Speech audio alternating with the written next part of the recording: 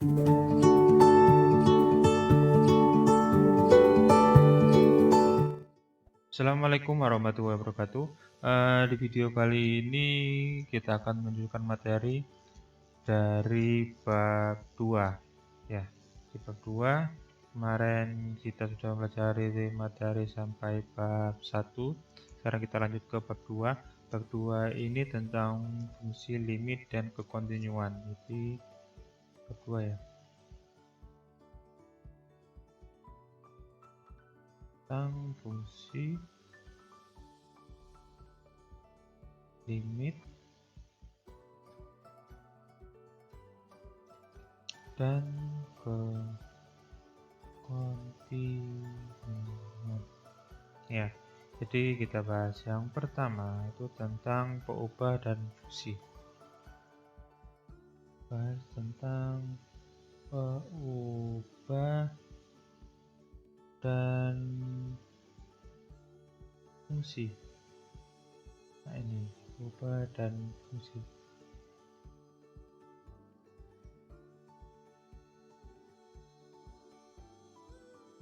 Nah, fungsi seperti yang kita tahu sendiri biasanya disimpulkan dengan fx gitu ya. Nah, di sini itu materi sudah kalian pelajari di kalkulus ya. Jadi kita lanjutkan ya. Jadi misalkan sebuah peubah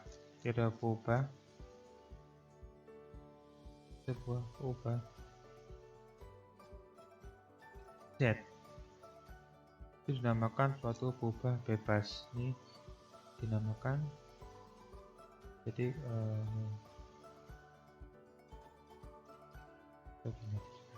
jadi ketika ada fz ini ya, yang atau w sama dengan fz. Nah, z itu sendiri, z ini itu dinamakan peubah bebas, dinamakan peubah bebas nih ya. Sedangkan w itu sendiri itu dinamakan peubah tak bebas, peubah tak bebas itu ya. Jadi jika disebut seperti ini, w sama dengan fz, fz itu dinamakan peubah bebas dan w dinamakan peubah tak bebas itu ya. Nah, ini juga bisa disimpulkan dengan yang lain. Jadi misalkan ada w ya, w yang sama dengan misalkan gz, ini sama dengan gz, maka z ini atau ya z ini sebagai peubah bebas ya. Sedangkan w sama seperti yang di atasnya, dia apa? Peubah tak bebas ya. Jadi kita lanjut yang berikutnya, ini tentang fungsi peubah. Nah, contohnya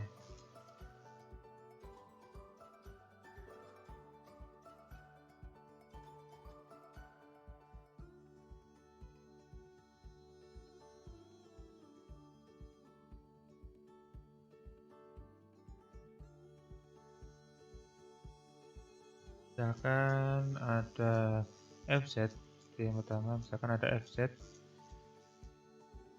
yang nilainya z kuadrat, jadi nilainya z kuadrat,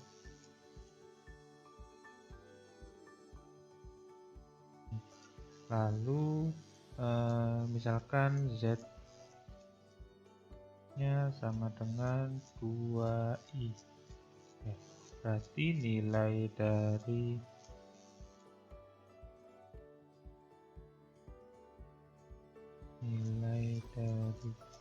ini kan f2i berarti ya, f2i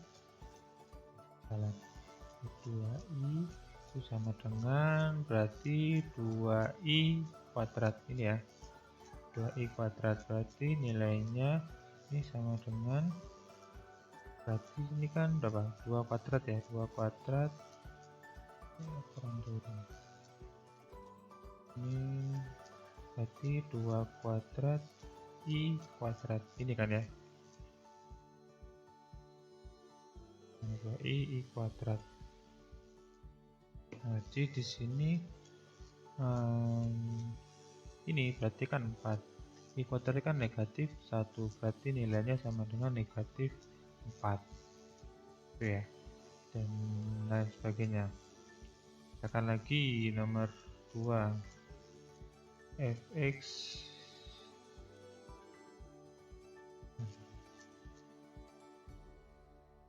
fz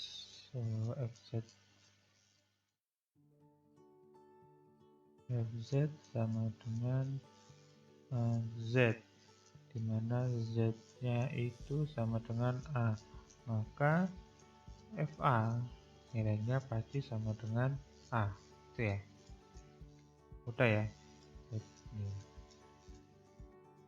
Jadi yang berikutnya ini ngapain datang ubah dan fungsi. Berarti yang berikutnya kita masuk fungsi bernilai tunggal. Yang berikutnya fungsi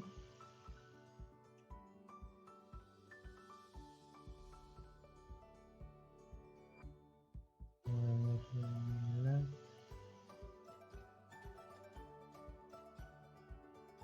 tunggal dan banyak.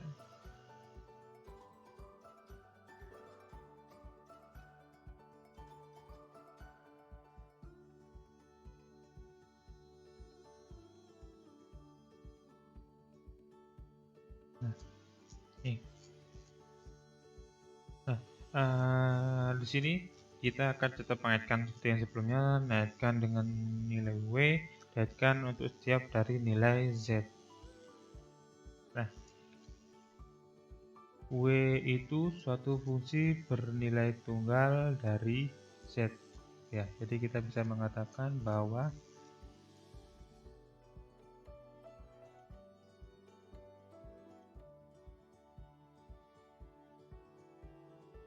jadi W adalah suatu fungsi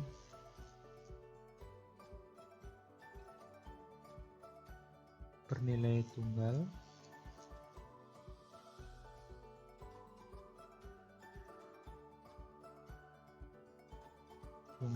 dari Z atau fz.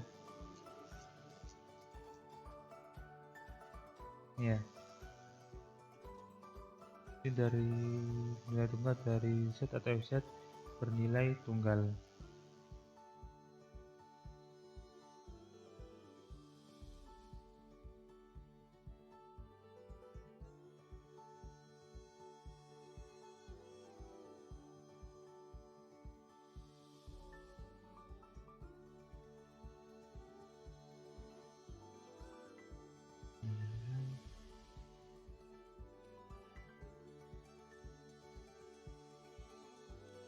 Tunggal ini ya.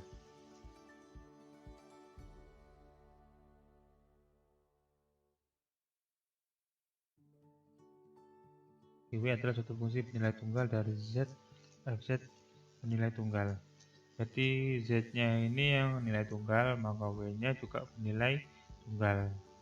Itu ya. Nah, yang berikutnya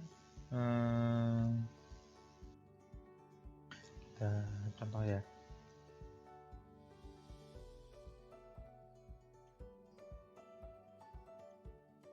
Misalkan W itu jadi W sama dengan Z kuadrat. Nah, dari sini kita tahu untuk setiap nilai Z ya, dari sini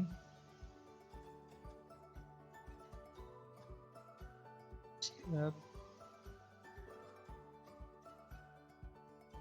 nilai Z itu terdapat hanya satu nilai W, jadi ya terdapat hanya satu nilai W. Ya, kita coba ya. Misal ambil Z sama dengan 2, maka nilai W-nya itu kan Z kuadrat yang sama dengan 2 kuadrat. Kita langsung aja deh ya. Berarti langsung 2 kuadrat ini sama dengan 4, gitu kan ya. Yang berikutnya,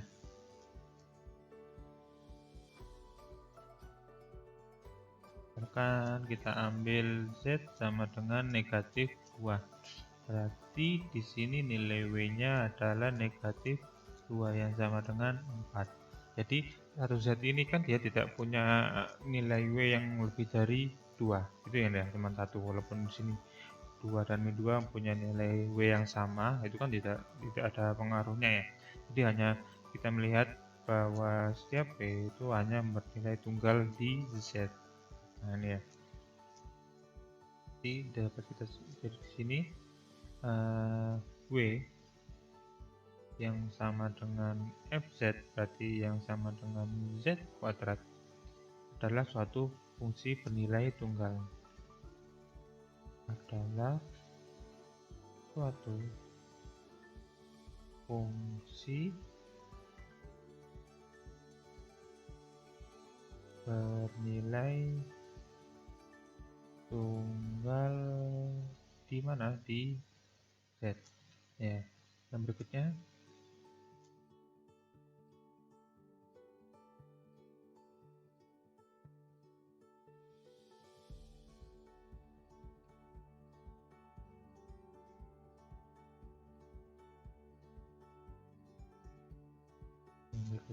kita bahas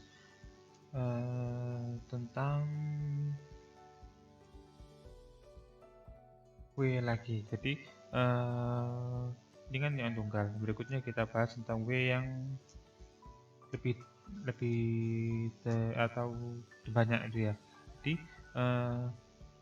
fungsi bernilai banyak. Jadi suatu fungsi ya.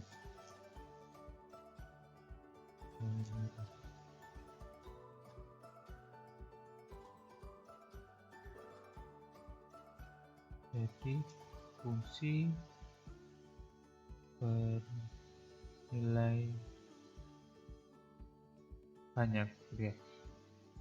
Itu adalah suatu koleksi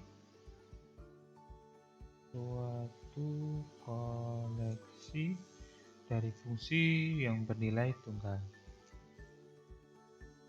Dari fungsi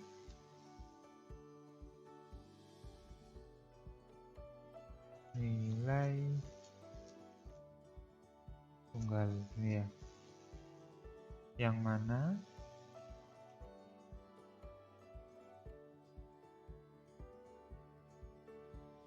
di setiap anggotanya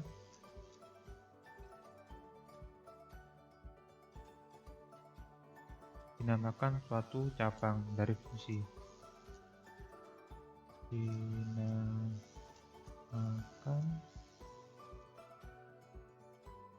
suatu cabang dari fungsi.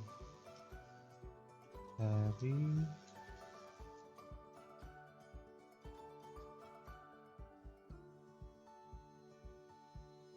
fungsi tersebut ini ya.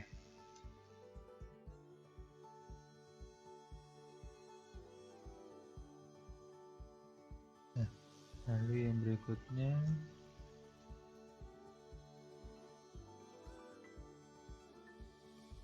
ini ya.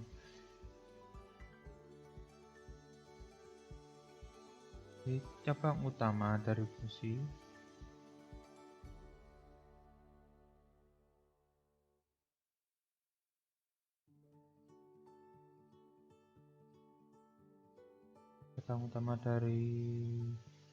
fungsi atau suatu anggota khusus atau ya,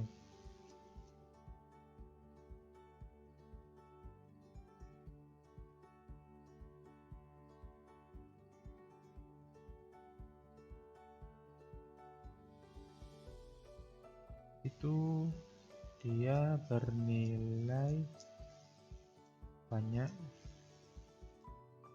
ya ini banyak, dan nilai fungsi dikaitkan dan nilai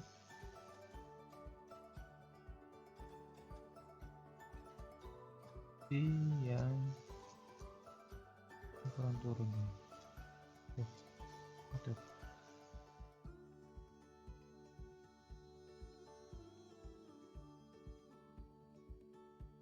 Nilai fungsi yang dikaitkan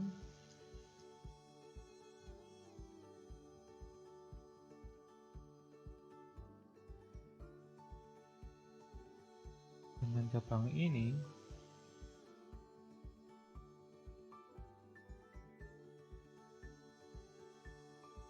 dinamakan sebagai nilai utama. Dinamakan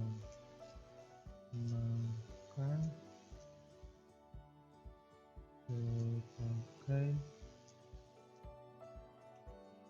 nilai utama. Ya, nilai utama ini fungsi bernilai banyak. Contohnya ya.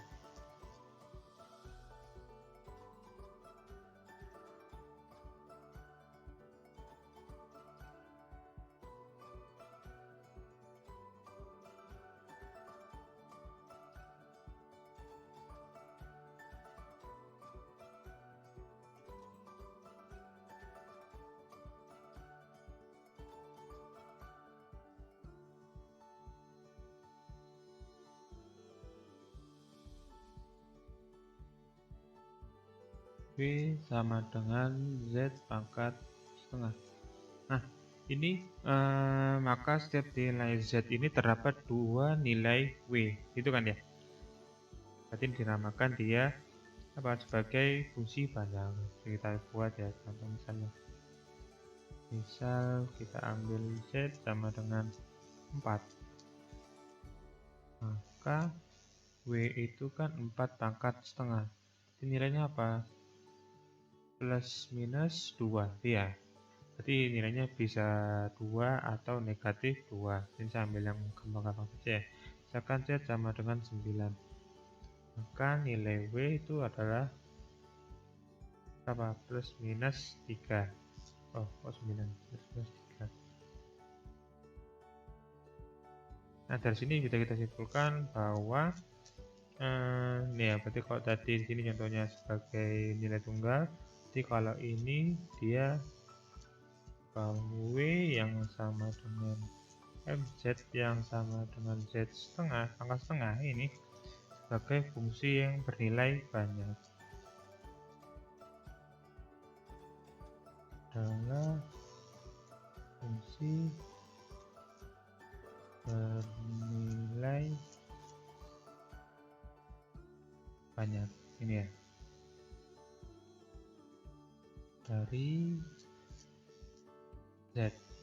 Nah, itu ya, itu tentang fungsi banyak dan fungsi tunggal. Oke, yang berikutnya kita bahas tentang fungsi inverse.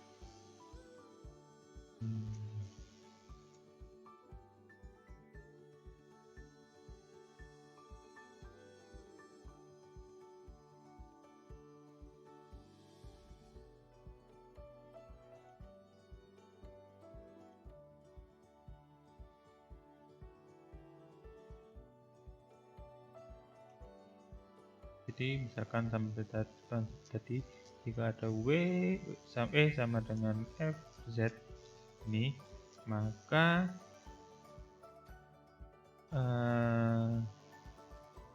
inverse-nya ya, berarti bisa kita tulis Z itu sebagai misalkan sebagai GW itu sama dengan W pangkat 1 dari W ya.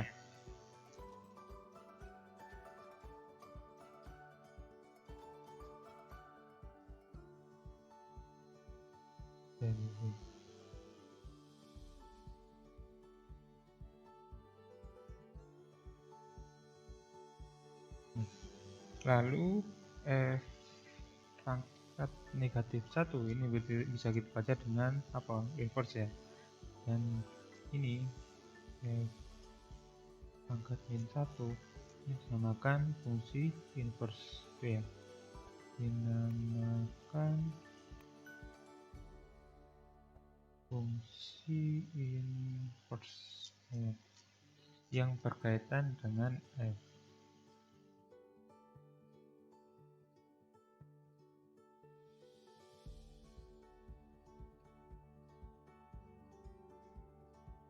Ya, berarti dari sini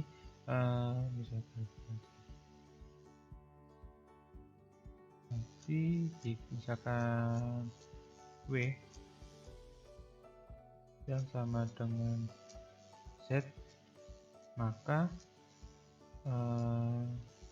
dan W yang sama dengan F pangkat 1 Z ini dimakan fungsi inverse terhadap yang lain.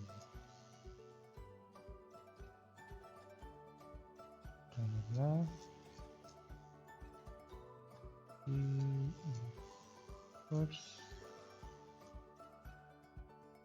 terhadap yang ini ya, contoh ya, contoh.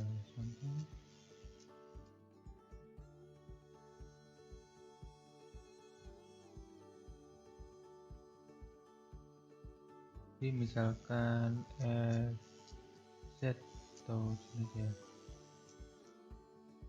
Jadi misalkan Z yang sama dengan FZ misalkan apa ya?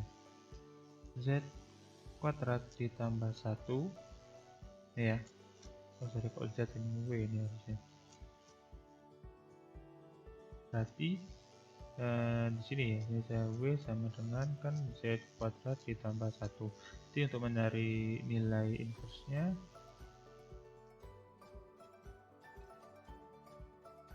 kita pindah sama-sama ditambah 1 yang pertama ya.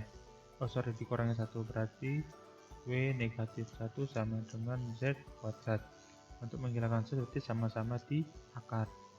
Di akar W min 1 sama dengan Z kuadrat, Z berarti ini ya. Nah berarti Z ini kan ini sebagai GW, berarti coba kita simpulkan bahwa Z yang sama dengan GW itu sama dengan berapa? Akar W min 1 ya. Contoh lagi berapa nih? Misalkan W sama dengan FZ yang sama dengan Z kuadrat plus 6Z plus 5 misalkan. Nah, jika ada bentuk seperti ini kita harus menggunakan bentuk kuadrat sempurna itu ya. Jadi ini pembahasan dulu ya, catatan dulu. Berarti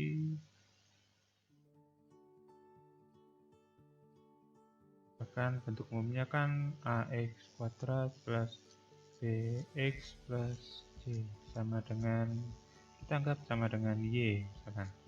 Berarti harus direnangkan dulu semua ruas dibagi dengan berapa? A, berarti gitu ya. Berarti ini berapa? X kuadrat plus B per A X plus C per A sama dengan Y per A. Ini ya. Ya, yang berikutnya kita sama-sama tambah, sama-sama dikurangi C per A. Berarti di sini ini 0 ya. Bisa saya tulis ini jadi C per A ini ya. Ini yang berikutnya kita ubah menjadi kuadrat sempurna, berarti kuadrat sempurna itu dibagi ini ada X-nya dibagi 2 ya, berarti B per 2A kuadrat ya, dibagi 2 lalu dikuadratkan ya. Ini juga sama, sini C per katanya berarti B kuadrat ya, ditambah B per 2A kuadrat nih ya. Jadi ini dikuadratkan. Nah, karena apa ini dua ruas harus disamakan ya. Kenapa? jika sama-sama dikurangi nanti kan kembali ke asal, kembali ke sini ya, bentuk aslinya itu ya. Oke, yang berikutnya di sini ini berarti langsung bisa kita faktorkan, faktornya menjadi x plus b per 2a ya, kuadrat. Berarti di sini y bisa kita samakan menyebutnya ya.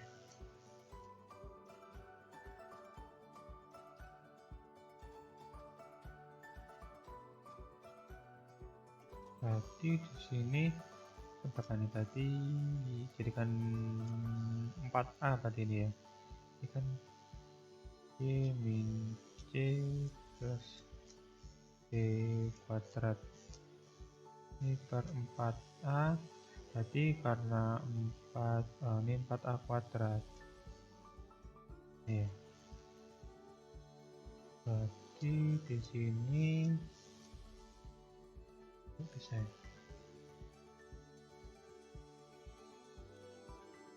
4, berarti di sini 4ay min 4ac ini ya. Ini berarti ini di akar ya. Berarti berapa yang di sini? X kuadrat x plus b per 2a plus minus seperti ini ya, akar 4ay min 4ac, atau ini bisa tulis ini berarti b kuadrat ya, b kuadrat ini berarti min 4a dalam kurung y dikurangi c ini ya, per 4a kuadrat. Ini berarti nilai x nya ya, berarti nilai x sama dengan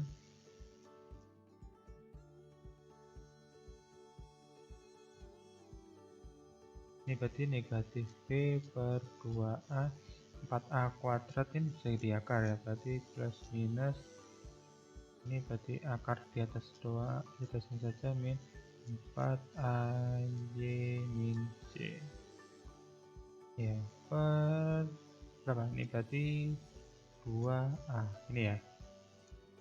Nah, berarti kita coba di sini, situ kan nilai w sama dengan itu saya buat ya. Itu berarti z kuadrat plus 6z plus 5 ya, berarti itu kan sama dengan w. Berarti di sini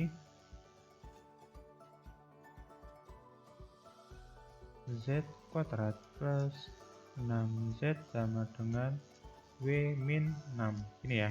Oh, sorry, kok min 6, min 5 harusnya nih, min 5 sama-sama dikurangi 5, berarti z kuadrat plus 6z dibagi 2 3 kuadrat berarti 9 ini ya. Berarti di sini juga ditambah 9, serangkan plus 6z plus 9 berarti w plus 4, z kuadrat plus 6z plus 9 kalau difaktorkan jadi plus 3 kuadrat ini ya. Berarti di sini apa, z plus 3 itu sama dengan plus minus akar w plus 4 ini, berarti z sama dengan negatif 3 plus minus akar w plus 4 ini ya. Berarti ini ya, berarti nilai z nya berarti z yang sama dengan GW ini adalah min 3 plus minus akar W ditambah 4 ini ya. Bisa ya untuk inverse ya. Kalau lebih lengkapnya bisa kalian pelajari lagi di buat tarik kalkulus, itu ada, atau buku SMA sudah ada, hanya mengulang saja. Oke, untuk materinya cukup sekian, semoga bermanfaat. Jika ada pertanyaan langsung saja di grup. Saya akhiri, assalamualaikum warahmatullahi wabarakatuh.